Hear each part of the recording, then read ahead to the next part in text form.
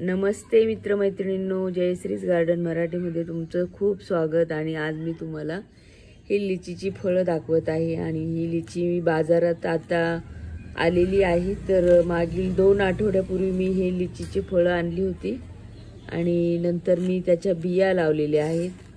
तर बिया खूप साध्या सोप्या पद्धतीने उगवून आलेल्या आहेत। महाराष्ट्रात फळं येत नाहीयेत, ही बिहारमधून ही फळं येतात आपल्याकडे आणि याला लिची असं बोललं जातं।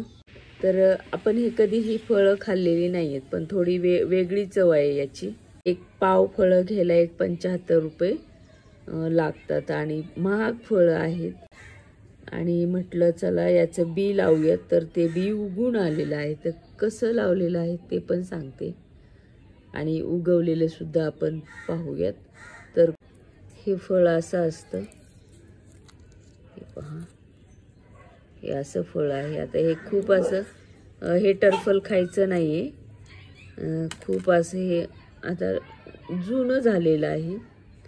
नवीन म्हणजे आणल्या दाखवलं असतं तर थोडं कडक असतं हे फळ। आता ह्याची ही बी आहे, जवळजवळ खारकासारखी ही बी दिसत आहे। खारीक सारखं हे बी दिसून येत आहे आणि हा गर असतो। आता हे खूप जरा सुकल्यासारखं झालेलं आहे। हा गर सुकलेला आहे म्हणून हा थोडासा हे असा लूज पडलेला आहे, नाही तर खूप छान असं टाईट असतं आणि याच्यामध्ये बऱ्यापैकी पाण्याचा अंश असतो। थोडंसं गोडसर आणि वेगळ्या चवीचं फळ आहे। एकदा तुम्हाला जर बाजारात मिळालं तर नक्की ट्राय करा। तर याची बी लावून पाहिली तर लगेच उगून आलेली आहे। तुम्हाला पण लावायचे असेल तर हा व्हिडिओ तुमच्यासाठी उपयोगात येईल। कुठलंही नवीन फळ आणलं की मी त्याची बी मिळाली की त्याची मी बी लावत असते। आणि तेव्हा मी असं ठरवलेलं नसतं की हे उगवतंय का किंवा याचे व्हिडिओ करूयात, की काहीच नसतं ठरवलेलं। जेव्हा ते उगवून येतं तेव्हा मग मी ते करायला घेते आणि त्याच्यासाठी मला नंतर नवीन फळं आणावे लागतात। हे जरा टाईट आहे पण चांगलं आहे। तर एकदाच 4-5 तरी बिया लावल्या पाहिजेत। 1-2 बिया लावून पण त्याच्यामधून समजा आलेच नाही तर काही उपयोग नाही। पण मी 4-5 बिया लावल्या होत्या तर माझ्या 4-5 सुद्धा बिया आलेल्या आहेत। तर आता आपण ह्या 2 बिया काढलेल्या आहेत आणि अशी एक कुंडी घेतलेली मी आणि हे असं थोडंसं ह्याला उकरून घ्यायचं आहे। याच्यामध्ये शेणखत वगैरे अगोदरच टाकलेलं असतं। ह्या 2 बिया इथं ठेवून देते मी। खूप खोल लावायची सुद्धा गरज नाहीये, लगेच उगवून येतात।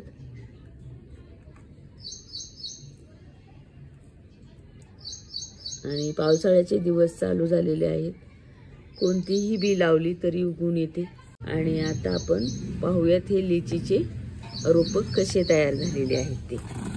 तर हे पहा, हे लिचीचे रोपं आलेले आहेत आणि किती 4 बिया लावल्या होत्या तर 4ही पण रोपं आलेली आहेत।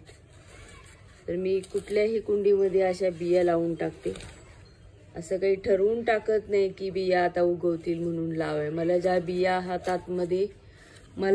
हातामध्ये मिळतात त्या बिया मी लावून टाकते। आणि याच्यामध्ये आता मिरच्याच्या बिया एक उगवून आलेल्या आहेत। तुम्हाला हे मी एक काढून दाखवते। खूप खोल गेलेलं आहे, ते मूळ खूप खोल गेलेलं आहे, पण तुम्हाला हे दिसत आहे, हे पहा।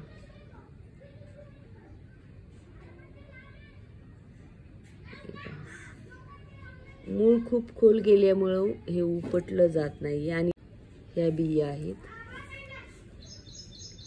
तर अशा पद्धतीनेही तुम्ही लिचीची रोपं तयार करू शकता।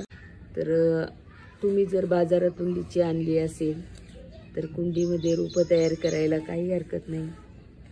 आणि पाऊस पडत आहे त्यामुळे पावसाच्या पाण्याने कुठलीही बी लगेच उगवून येते आणि त्याला वेगळं पाणी देण्याची गरज पडत नाही। तर ही दुसऱ्या झाडाची कुंडी असते आणि त्याच्यामध्येच मी हे लावलेलं असतं। हे पहा, तर ज्या कुंडीमध्ये जागा असेल थोडीशी त्या कुंडीमध्ये लावलं तर अगोदरच त्याची माती बनलेली असते, त्यामुळे ते लगेच उगून येतं। वेगळी माती तयार करायला गेलं की त्याला खूप वेळ लागतो आणि काही खताची कमी जास्त झाली तर ते रोप उगवतं आणि जळून जातं, पण याचं तसं होत नाहीये। हे अशा पद्धतीने तुम्हाला ह्या लिचीच्या बिया लावता येतील आणि 15 दिवसाचे ते रोपं आहेत। 15 दिवसातच रोपं तयार झालेली आहेत, खूप दिवस नाही झालेले। जर तुम्हाला आवड असेल तर नक्कीच ह्या बिया तुम्ही बाजारातून लिची आणून लावू शकता। व्हिडिओ आवडल्यास लाईक, शेअर आणि सबस्क्राईब करायला विसरू नका। खूप खूप धन्यवाद।